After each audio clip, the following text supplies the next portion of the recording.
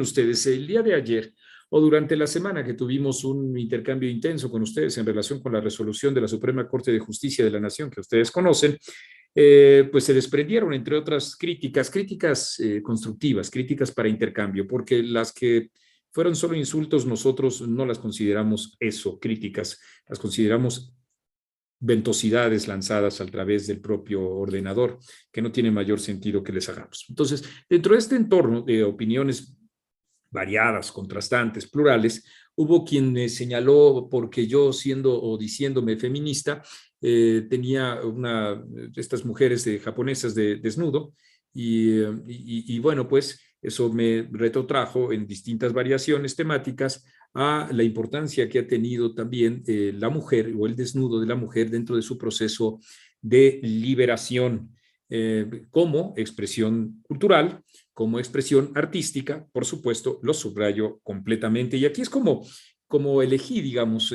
Playboy como un ejemplo, por supuesto, una revista emblemática, surgida en Estados Unidos, de entretenimiento y cultura. En ese entonces se decía solo para caballeros, en efecto, porque tenía como ancla principal el desnudo femenino. Fue fundada en 1953 por Hugh Hunter y Hefner, perdón. Y él fue poco a poco, desde 1953 a la fecha, dándole una gran relevancia a la propia revista. El primer número se publica con Marilyn Monroe y que, bueno, pues implicó todo un hito en la historia, porque se trataba de una mujer emblemática ya de Hollywood, pero también no solo por la propia imagen tan atractiva que ella tenía.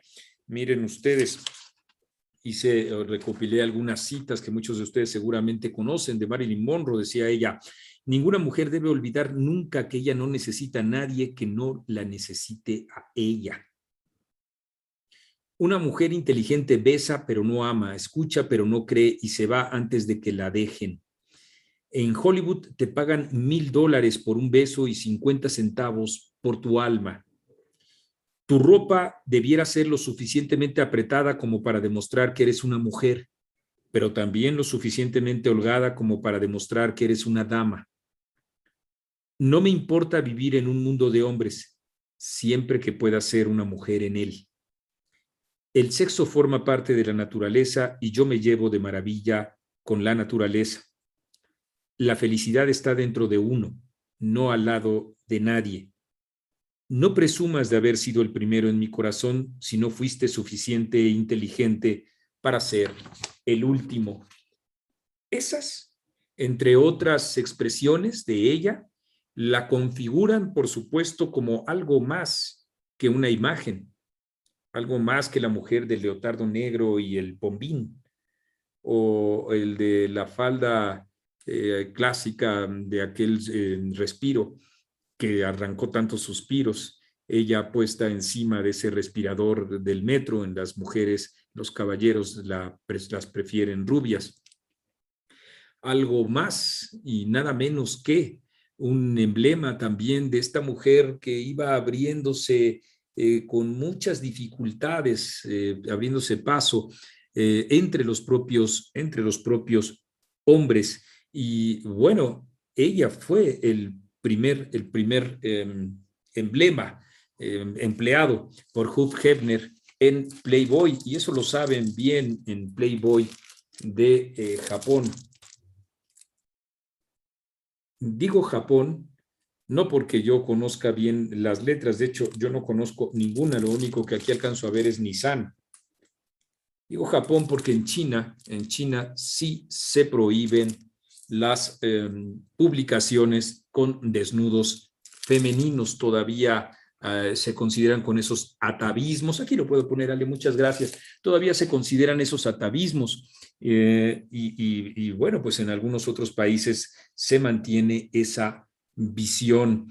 Desde 1953 hasta la fecha todavía Playboy en su tiraje impreso alcanza hasta los 3 millones, imagínense ustedes. Y aquí también les tenemos pues distintos datos, pero sobre todo esto quiere apuntar a la importancia que tenía ese proyecto editorial, que ahora muchas personas consideran que simple y sencillamente se trató de una de un uso de las propias mujeres. De hecho, en ese mismo momento también al dueño de Playboy se le decía que vivía de ellos.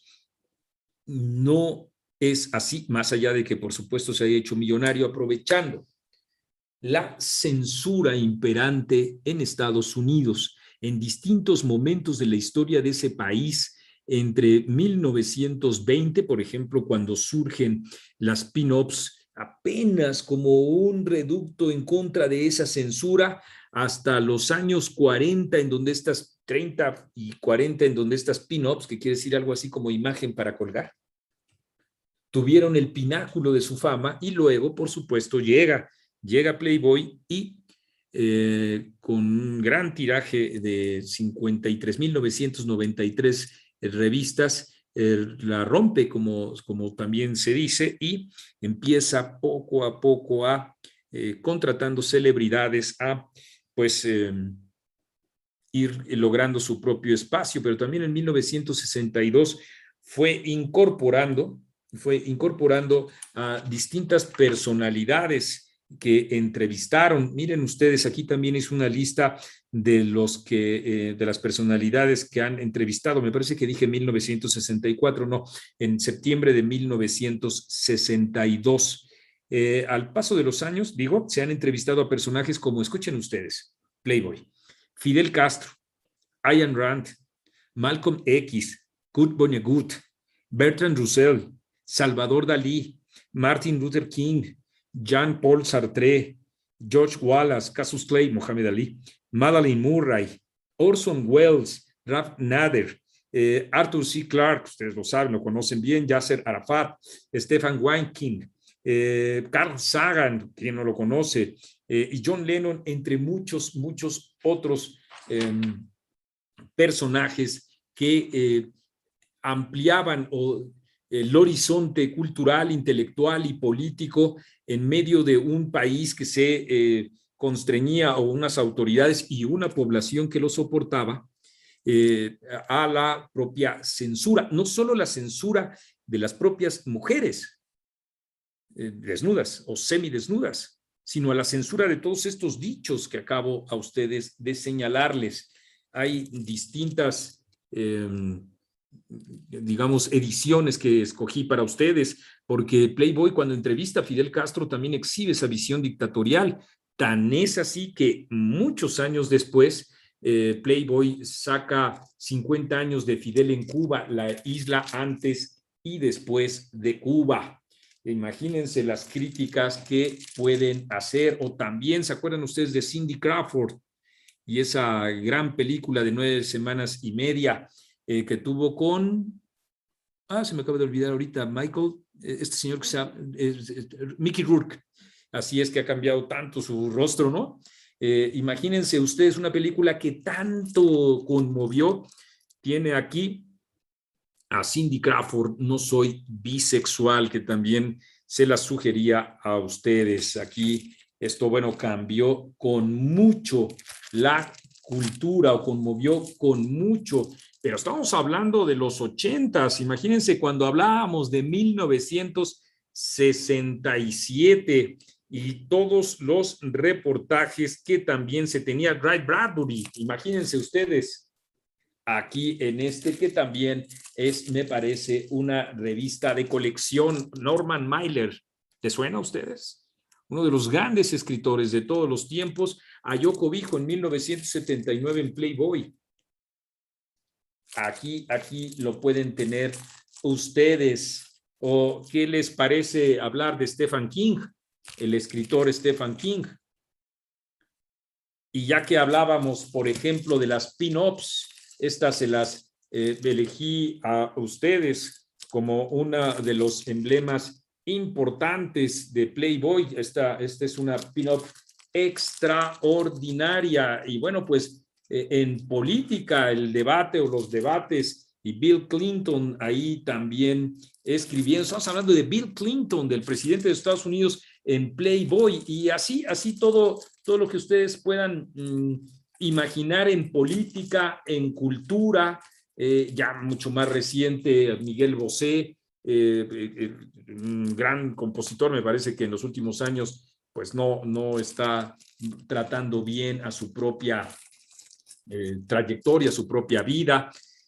Así nos podemos ir nosotros hablando de cada uno de los aportes que ha tenido Playboy. Pero aquí en México también les tengo estas que me parecen muy importantes. Ustedes conocen a Bo Derek y bueno, pues la importancia que ella misma tuvo para abrir a la censura.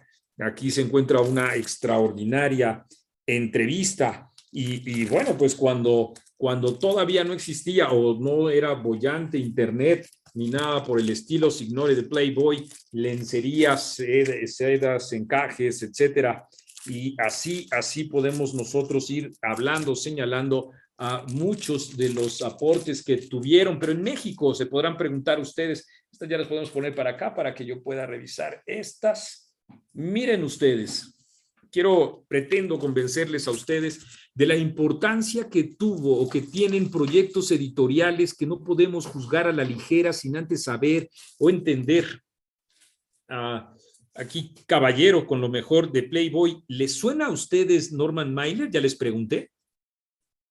¿Les suena García Márquez? Gabriel García Márquez.